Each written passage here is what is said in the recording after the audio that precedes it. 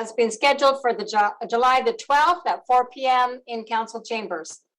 Item number 1, Community Bylaws, Animal Protection Services Monthly Activity Report, April 2022. Good afternoon, Ms. Lloyd. Anything that you wanted to highlight? And nothing to add. Happy to answer any questions. All right, thank you. Are there any questions from committee? All right, seeing none, there is a recommendation in the package. Move recommendation. Moved and seconded. Thank you. Thank you. Seeing no discussion, I'll call the question. All those in favor? Opposed? It is carried. Thank you. Item number 2, Property Use and Parking Enforcement Monthly Activity Report, April 2022. Mr. Corrado, good afternoon. Anything you wish to add or highlight? To the chair, I have nothing further to add, and I am open to questions. All right, thank you. Councillor Hobbs.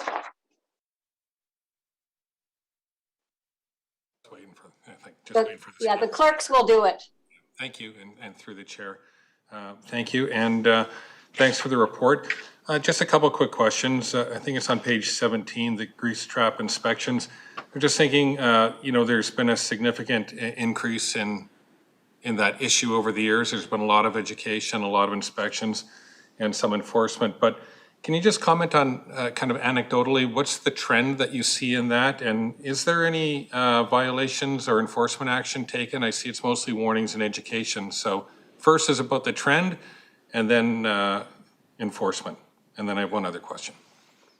Through the chair to Councillor Hobbs, a lot of that enforcement initiative resides within Public Works, and I'll defer to staff on that.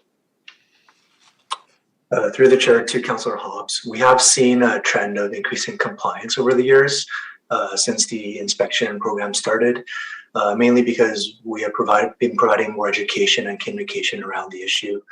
As well, in terms of the operations of the sanitary system, we have seen that the system is operating more smoothly than it has before. The issues that we're seeing that have been reported are less severe, and generally there have been much fewer service disruptions. Yeah, that's great. I mean, anytime that education can produce voluntary compliance is a good thing. So, and just one more question on page 19, I think it is. Just with the false alarms, I noted that it was 0 for this quarter, I think it was. Is that unusual, or is there something behind that number? Through the chair to Councillor Hobbs, I believe there will be revenue that will be coming in the future reports. We're experiencing a data delay, so there is revenue coming in, but it's just taking a while till we get the actual invoices. Sure, yeah, it was more a curiosity, just false alarms tend to never stop in our world. So thanks for that. Thank you. Thank you. Councillor Wolf. Thank you.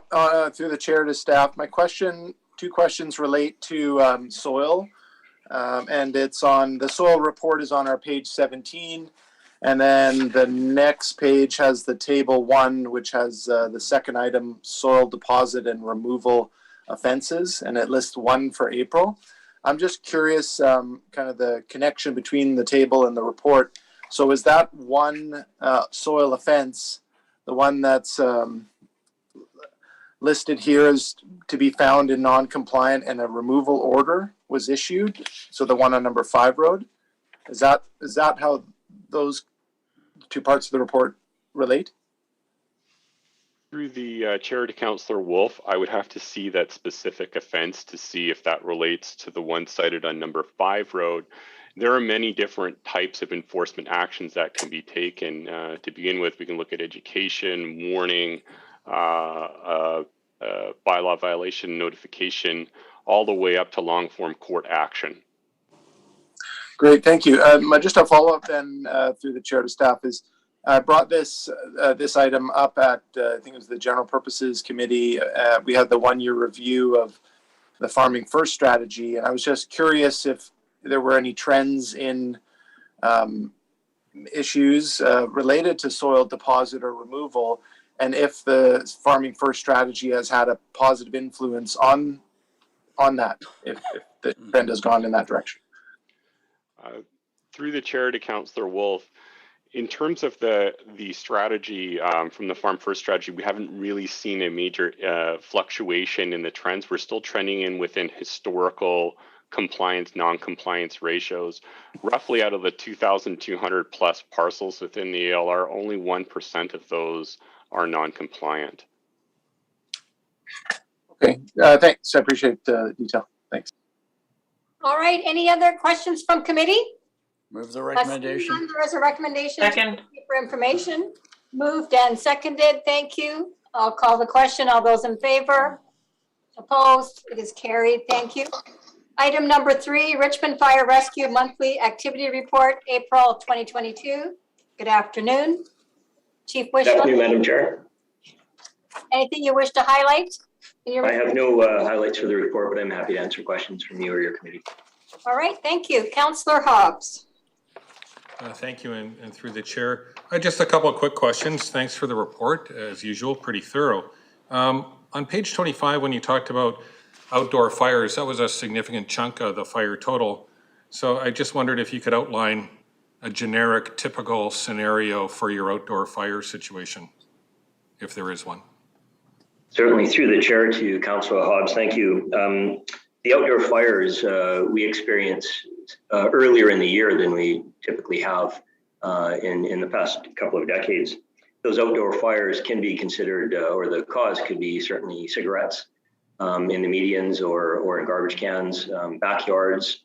Often too, our crews respond to the call of smoke or the smell of smoke from a neighbor, and when we show up, it could very well be backyard burning or an illegal burn such as that. Okay, thanks. Amazing that cigarette butts are still causing us those issues, right? Especially in such a wet year. But, and then my last question on page 26, you mentioned a house fire on Stevenson Highway with the 3-story structure and the 4 suites. And I just wondered if there's any public comment you can make about that situation in the structure. Was that all done as per permits and in compliance with various requirements with the city, or was there anything to that structure? Through the chair to Councillor Hobbs, I wouldn't be able to comment on that at this point. I'd have to look back further into that incident. With the description that we have here, I don't have any understanding of anything outside of the fire code or the BC building code, but everybody would have to get back to you on that. Yeah, sure. That'd be interesting because, you know, that can be a threat to other people as well, not just the people in the structure itself. Thank you. Thank you. Councillor Day. I'm here. Thank you very much, Madam Chair. Thank you for a great report. Super easy to read. I love that everything is broken down in such an easy to understand way. I see that there were 422 calls for medical assistance, which is about 54%, which is actually less than we used to have, but we're seeing the number creep up and up and up now that the restrictions on fire and rescue have been lifted by the province. Given that you're responding to more medical calls, has the province given you any extra leeway on how you handle those calls? Through the chair to Councillor Day, currently we respond and manage those calls within our licensing that is managed through the emergency EMALB. As far as leeway, I can't really comment on anything that's been changed or new as a trend, although we expect a change in our abilities on delivering services to come within the next year as far as a licensing change for our firefighters. Oh, could you expand on that, please? I certainly can through the chair to Councillor Day. My understanding is that the current licensing for firefighters that we hold, which is a medical first responder level 3, that the ability of us to deliver services is going to change, and that there are going to be a number of further abilities for our firefighters to be able to deliver. That is going to be a slight expansion on the current licensing that we have. That's great. Is that what, sorry, just to follow up, Madam Chair, if you don't mind, does that mean like the very like bottom level of paramedic care, for example? It would be approaching that level of care. And I believe that announcement was made by Minister Dixon a while back, and they're still working through the administration of that, which is going to impact us and every other fire department in the province. So once we have more information, I'll certainly follow up with a report, absolutely. Would it be possible to get a memo on what's changing? It'd be nice to keep ahead of this issue. I'd be happy to look into that and create a memo for you. Thank you. Awesome. Thank you. Councillor Steves. Yeah, thanks. Great report. I've got a question. There's been a lot of stuff on the TV news the last couple of nights about lithium batteries, and the Vancouver Fire Department made an outrageous statement that most of the fires were being caused by stuff blowing up that had lithium batteries, and I find it hard to believe. But what they said was scary, and I'm a bit concerned that this fearful kind of stuff is not going to be good if we're going to try to switch over to electric cars and electric bikes. So I just wondered if you could comment on how much of the fires are actually being caused by lithium batteries, and do we have to worry about our cell phone blowing up in our pocket, or our laptop blowing up while we're asleep, and what do we have to do? Yes, thank you through the chair to Councillor Steves. Currently, the number of fires that we here in Richmond respond to that are caused by lithium batteries are exceptionally minimal, if any at all. I'm unaware of any vehicle fires or any lithium batteries that we've had a problem with presently. I also understand too that through the province, the provincial fire commissioner typically looks at those causes and origins. And if there is a trend that we get that information, we can use either public education or a prevention technique to mitigate that prior. Okay, fantastic. And it seems to me that we should, somewhere along the line, we should get that information so that we can detract from what was said on the news the last couple of nights, because it wasn't good, and it's going to leave people wondering, are these batteries safe? What they showed, I think, was a big cluster of batteries from an electric car or electric bike. I mean, it wouldn't even fit into a laptop, but the inference is there that nothing is safe, and I think we need to counteract that. So thanks a lot.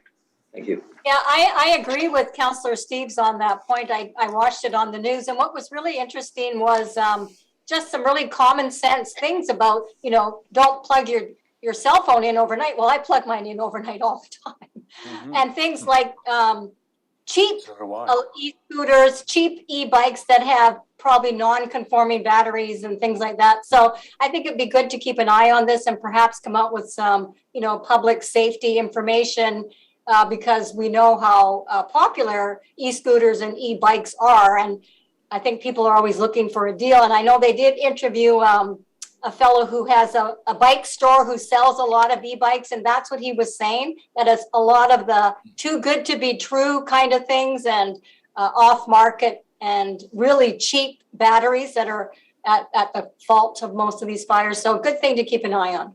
Thanks. Councillor Liu. Thank you. Through you to staff, thank you for the report. On CS23, it talks about the emergency program staff responded to a call on Arcadia Road, and Richmond Pentecostal Church opened up a reception center. What's the process for, I guess, a church or something like that to open up? Are they already a member of it? Are they already sort of identified as being that? And thank you, obviously, to Richmond Pentecostal Church for opening up their doors to do that. Yes, thank you through the chair to Councillor Liu. Absolutely, thanks to the Pentecostal Church for that. That was a rare event when we had all of our EP team in-house actually conducting a tabletop exercise that day. And when we received word from the fire scene that there was potentially a very large number of people that would need accommodation, evacuation, we preempted our usual process of working through the Red Cross and went and immediately set up a reception center to receive those people, more of for an exercise reason than actual what we expected.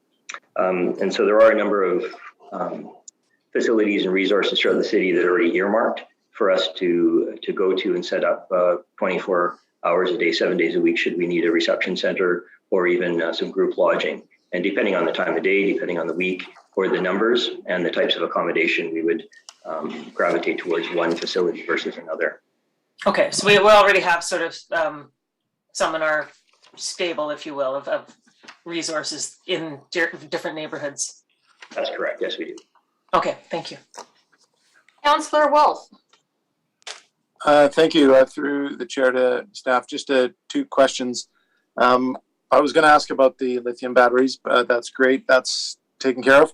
The next question was about, raised, I think, at general purposes as well. It was related to the piles of cranberry debris from the scraped off from the fields, and and the response was that normally those would be burned. And I was just looking on the Richmond Fire website, and that if you are going to do agricultural burns, you have to apply not to Metro Vancouver, but just to Richmond Fire. So I guess my question is, are the remains of the cranberry bogs not being burned because Richmond Fire is denying the permit, or they're not requesting the permit? Because if there's only Richmond Fire and not Metro Vancouver, I'm just confused why there's been a kind of a shift perhaps in burning that.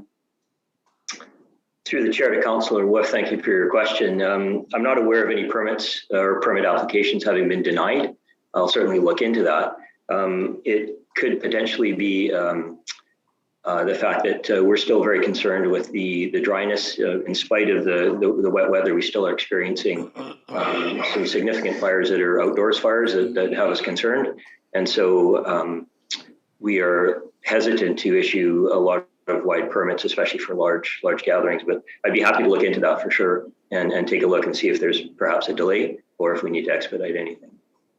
Oh, okay, thanks. Yeah, I'm not that. I mean, again, there's others in the farming community that could probably address this as well. So getting a reply from them would help. And my second question, if I may, through the chair, is also related to permits issued from Richmond Fire. And it's related to fireworks. I've had a few inquiries lately about people who typically want to light fireworks at Halloween, as well as Diwali and other festivals of light. Could you just correct, is the cost around $350 per permit? And is there any option for people who want to regularly do this to sign up and have training from your staff for like a lifetime permit? Anything related to that you can comment on? Through the chair to Councillor Wolf, I'd be happy to take that back as feedback on a potential business solution for people that may need frequent or repetitive permits over the course of years. Currently, we don't offer that, and the cost per fee, as you can presume, is obviously for the staff time it takes to conduct the site inspections to make sure the licenses and insurance and the administration is appropriate before we allow that activity to happen. Great. Thanks for that. I appreciate it. Where do they say? All right, seeing no further questions, there is a recommendation to receive for information. Is there a motion? Moved and seconded. Thank you. I'll call the question. All those in favor? Opposed? It is carried. Thank you. Fire Chief briefing. Chief Wishlow. Yes, thank you, Madam Chair. I just want to update yourself and your committee that the city's emergency programs planning branch has just conducted an update and a tabletop exercise and a familiarization for the city's heat operations plan, similar to the plan that we exercised and created for last year's Heat Dome event. And so we had a large number of regular city business units that participated in that plan familiarization, as well as some external partners such as Vancouver Coastal Health, Metrovan, and EMBC. And at the end of the day, the plan has been revised quite a bit from last year's operations. And we have some significant operations planned and ready should we experience another significant heat event. A couple of new pieces that we've added to the plan this year are the ability to deliver at-risk or heat-vulnerable people to our cooling centers should they need that and don't have the ability to transport themselves, and a better communications plan or an improved communications plan to allow us to reach those people in particular that are experiencing homelessness and that are more heat vulnerable than the regular folks from last year. Excellent. Sounds great. Any questions from committee on that point? All right. Thank you very much. We will move to Councillor Wolf. Oh, thank you. I appreciate it. It's just a real quick question. I had previously asked, I think at Public Works Committee last month about misting stations and fire hydrants that can be converted to drinking water or dog watering stations. And I was trying to find it. I thought staff said that we had 6 of each. Could you comment on if that sounds about right and these are made in-house, and if there's expectations to need more, and maybe they could be built ahead of time because when the heat waves come, they come pretty quick. Any comments on that?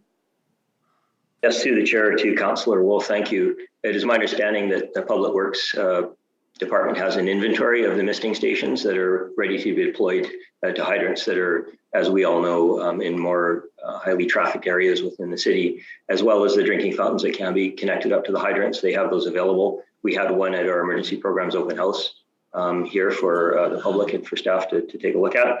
Those are part of the heat operations plan. And depending on the length of time that the heat wave is going to be, or what the forecasted temperatures are going to be, those will be deployed ahead of time before the need happens. All right, thank you. We'll move along to item number 5, RCMP Monthly Activity Report, April 2022. Good afternoon, Chief Superintendent Chauhan. How are you today? Good afternoon. Greetings from Penticton. I'm here attending the BC Association of Chiefs of Police conference. Anything you wish to highlight in your report? There's only one point I would like to highlight is that in this report, the average wait time for the mental health calls, the wait time at the hospital went up. Even though we had one less apprehension compared to the previous report, but the hospital apprehension time went from 87 to 122 minutes. And there were a number of files, 17 to be precise, with exceptional wait times, which exceeded 3 or more hours. We did have one file involving a young child who was taken to the BC Children's Hospital, and that resulted in 9.62 hours of wait time. So that has kind of skewed our numbers, but these were the pressures that were faced at the hospital. So they have sort of skewed our numbers for this report. Is this the kind of data that you would share at the meeting you're at right now then? Do you, as police chiefs from around the province, talk about this and work at solutions or advocacy issues? Yes, I mean, these are the issues that when we get into the open discussions that I will, share with obviously with all of our partners, all the RCMP and the municipal chiefs who are in attendance. Those are part of our discussions. Great, thank you. Councillor McNulty. Yeah, just a couple of things.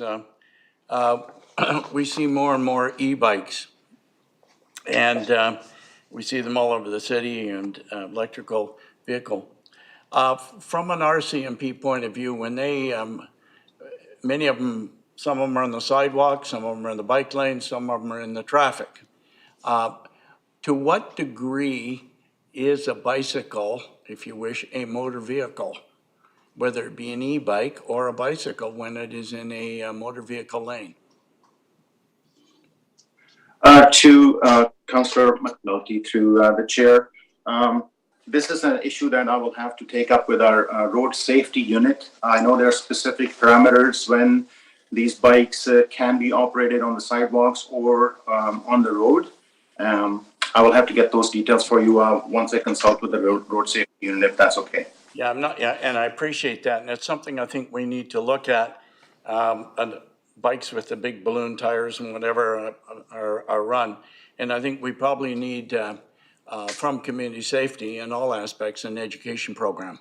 So people know what their bike limitation is, so to speak, or how they should be dealing with it.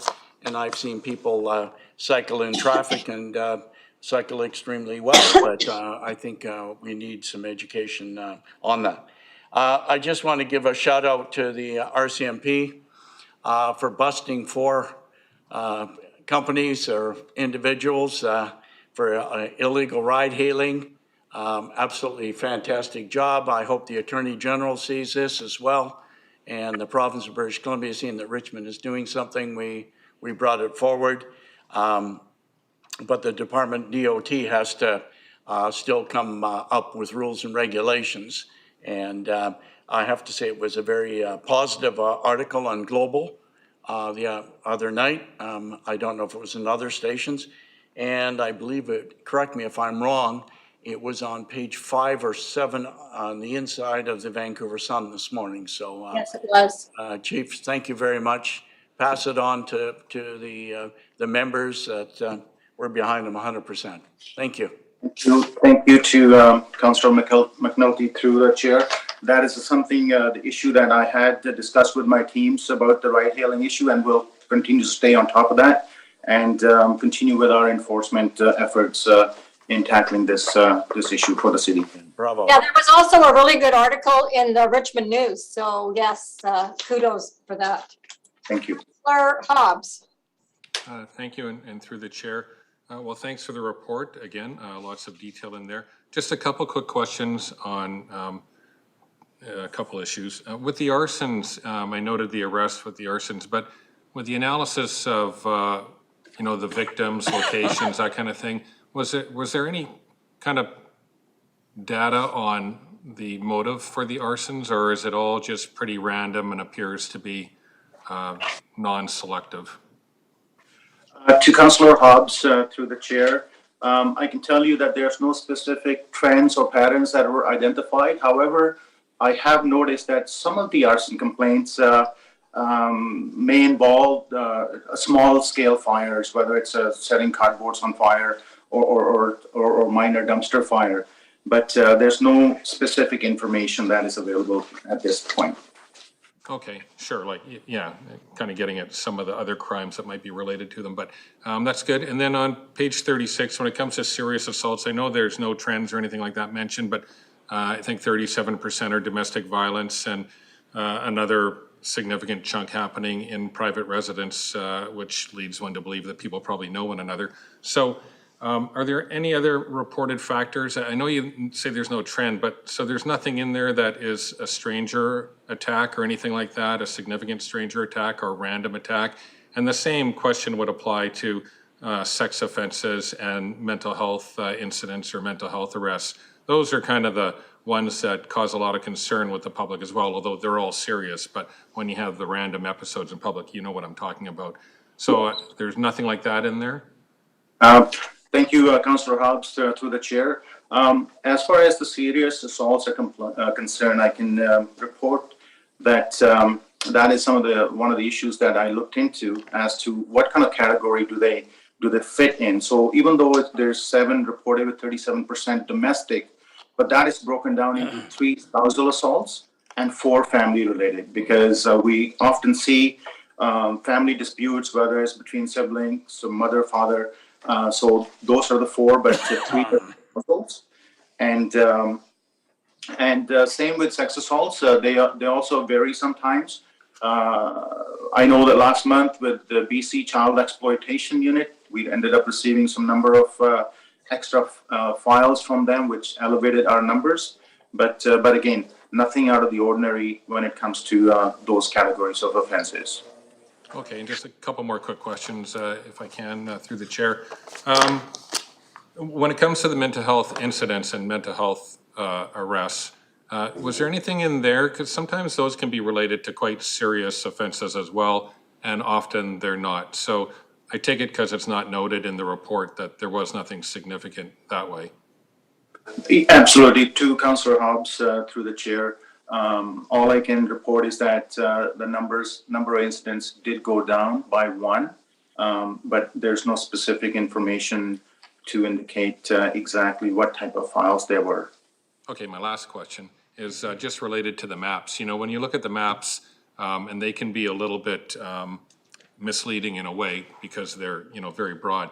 But when you look at B&E's commercial, break-and-enters commercial, and TFAs, theft from autos, when you look at those, it looks like there is a bit of a clumping around the Canada line, disproportionately. So does any of your analysis indicate that there's an issue in your collaboration with transit police? Does that indicate any kind of issue with people using the Canada line and then either committing a crime or perhaps even stealing a car and leaving, and you might find it dumped in Vancouver or some other city? Anything to that, or is it just the map looks like that this time and nothing to it? To Councillor Hobbs, to the chair, I can tell you that this crime map does form part of our ComStat reports, which is reviewed by our community engagement team and other teams. And these teams work in conjunction with transit police. But I don't have any specific information whether it is associated to Canada Line or not. But once we have hotspots like that, we make sure that their proactive measures are taken to address the issues there. Sure, well, thank you. And overall, pretty good numbers for Richmond, so I don't want to give anybody the wrong impression. Thank you. Thank you. Councillor Day. Thank you very much, Madam Chair, and thank you for the report, as always, very detailed, appreciate it. I see that there was a 93% increase in auto theft, but that 50% of those vehicles were recovered. Is this joyriders, or what is this? A great question. Thank you, Councillor Day, to the chair. What happens with the auto crime sometimes, they're not all necessarily auto thefts. You may have an incident where an individual fails to return a rented vehicle, or someone takes a vehicle for joyride, or someone has borrowed a vehicle from a company and it's not returned. However, it's reported stolen. But as the report states that half of them were recovered, so they sort of fit into that kind of parameter. And as the report indicates, that 17% of the incidents were not related to an actual theft, but they involved other situations that I just described here. Interesting, because I found that number a little alarming. Thank you for breaking it down. Yes. Councillor Steves. Yeah, I just had a further comment on the e-bikes. I think it's important that we know exactly where they can go and whether they can go in sidewalks or roads or whatever. But I'm also interested in knowing how much the biking has increased and if it's expected to increase further. I don't know if it's this committee or Public Works, but for about 40 years, I've been trying to convince council, and I haven't tried it for the last 20 years, to close parking on Number 1 Road. I always found it annoying coming down Number 1 Road from Westminster Westminster Highway to Stevenson Highway, and that whole area would have 4 or 5 cars taking up the parking lane, and basically you couldn't use it as a bike lane. And it seems to me that we should take some of those arterial roads and turn the parking lanes into bike lanes. And so I'm just wondering what committee would look after that, because it seems to me that the time has come to do it, because I'm thinking of getting an e-bike, but I wouldn't want to go down Number 1 Road because I saw a kid years ago ride into somebody's door when the guy opened the door as he was trying to go past it. And that's a problem. I think can answer that. Yeah, through the chair to Councillor Steves, that would be most appropriate to be raised with Transportation Department. We deal with the enforcement. We don't deal with which roads to close and what parking areas to take up. Okay, thanks. And if I may, to Councillor Steves, through the chair, there is a memo that's coming from the transportation. It has been sent to me. I haven't had a chance to review it, just received it about an hour ago. But this is an issue that will be discussed with my community engagement team as well as the road safety unit, and we'll make sure that this awareness piece is out there for the public. Thank you very much. Thank you. Councillor Wolf. Thank you, through the chair and my Chief Superintendent. My question relates to vehicle-related infractions. It's in the table number 2 on CS 42. It's near the bottom there, and the little bullet at the very bottom of the page mentions that vehicle-related includes vehicle defects, no lights, or no insurance, or other things. So my specific question is about the insurance aspect of it. So as we're in the last month of ICBC stickers on people's license plate, I guess my question is, how do our officers often detect that a vehicle is being operated without insurance? I know there's the little ball by the side mirror, and I think it reads license plates and gives feedback to the officer. But I also know that individuals often call in when they're behind a vehicle that looks like it's got the outdated sticker on it. And then I know a number of these other infractions also probably occur because the person's pulled over for not having valid insurance. And I have a friend who just turned 95 the other day. He'd probably still be driving if it wasn't for the sticker. I remember him being so worried that, oh, someone's going to see I don't have the sticker anymore, so I better not risk driving anymore. And eventually gave up his license. But anyway, could you comment on what your expectations are for that change in ICBC? Thanks. Thank you to Councillor Wolf, through the chair. I can tell you that especially at the YVR area, there are automatic license plate readers that will detect, the status of the vehicle, especially with the insurance. But I will have to explore this issue a little bit further with my road safety unit as to the specific concerns that you have highlighted here. All right, I don't see any more hands up for questions. There is a recommendation in the package to receive for Move the information. recommendation. Moved and seconded. Thank you. All those in favor? Aye. Opposed? It is carried. Thank you. And item number 6, RCMP OIC briefing. Chief Superintendent. Thank you, Councillor McPhail. Just last month, our community engagement team and volunteers were really busy participating in a number of initiatives, including Emergency Preparedness Week, National Boat Safety Week, Canada Road Safety Week, celebrating the Jewish Heritage Month, the Asian Heritage Month, and Moose Hide campaign. But I just want to highlight the National Police Week that was held in mid-May, where the members from the community engagement team, as well as our volunteers, attended the Minru Center Park for Active Living, where 2 workshops were held with our seniors on personal safety, fraud awareness, and coffee with a cop, and it went really well. The second incident was a visit to the Lansdowne Center.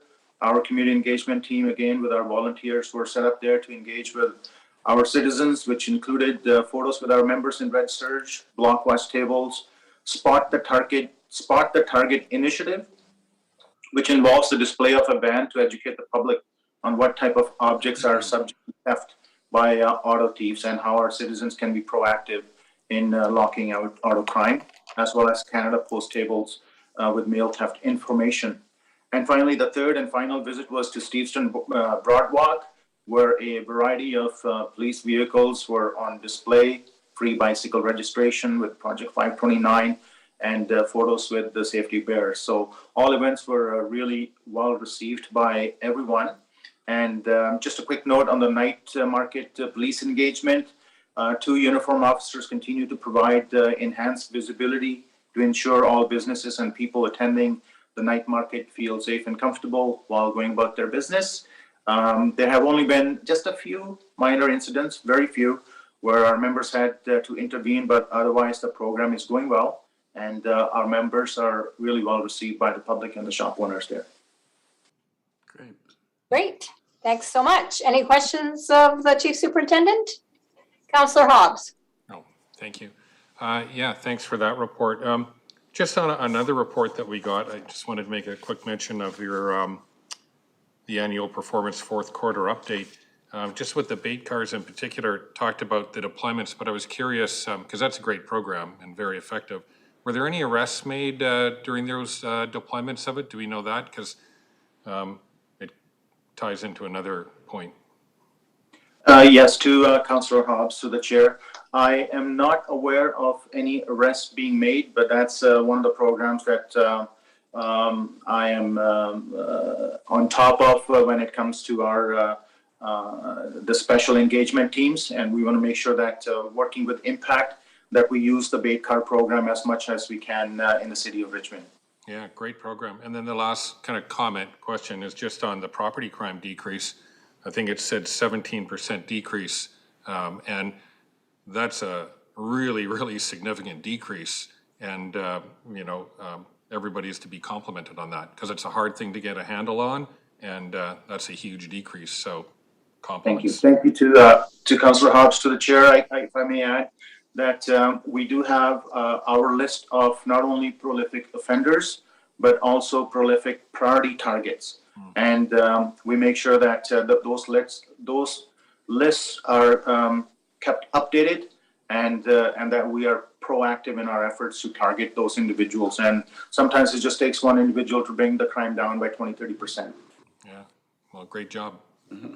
Well done. All right, thank you. Item number 7, Manager's Report. Thank Yeah. you, Madam Chair. The manager's report relates to a grant opportunity. So if I could request that we go into close. All right, we will convene a closed meeting when this is done. So nothing to update us on in public. Nothing, thank you. All right, Move adjournment.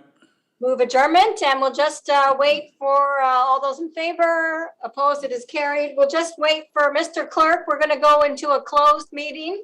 Thank you.